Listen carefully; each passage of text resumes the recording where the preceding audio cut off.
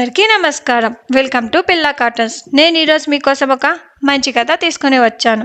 ఈ కథలో మన పిల్ల హీరోకి ఒక మాయా రాయి దొరుకుతుంది. తర్వాత అతని జీవితం ఎలా మారింది, ఆ రాయితో అతను ఏం చేశాడు అనే విషయాలు తెలుసుకుందాం. అంతకంటే ముందు మా ఛానల్ని సబ్స్క్రైబ్ చేసుకోండి. పదండి ఇంకా కథలోకి వెళ్దాం. ఒక ఊరిలో అరుణ్ అనే పేద పిల్లోడు ఉండేవాడు. ఒకరోజు నది ఒడ్డున అతనికి ఒక మెరిసే రాయి చూశాడు. దానిని తాకగానే ఒక మృదువైన శబ్దం వినిపించింది. ఒక కోరిక కోరుకోమని మెరిసే రాయి అనింది. అప్పుడు అరుణ్ వెంటనే నాకు ఒక మంచి భోజనం కావాలి అని అడిగాడు. వెంటనే వేడివేడి భోజనం అతని ముందుకొచ్చింది. తర్వాత తనకి కావాల్సిన పుస్తకాలు, బట్టలు, అమ్మ కోసం ఇల్లు, ఇలా కోరికలన్నీ అడిగిన వెంటనే నెరవేరాయి. ఒకరోజు అతను ఆశతో బంగారం కావాలని కోరాడు. ఆ రాయి వెంటనే నల్లగా మారిపోయింది. ఇంకా రాయి పని చేయలేదు. అవసరానికి మించి కోరికలు ఉండకూడదు అని అరుణ్ అర్థం చేసుకున్నాడు.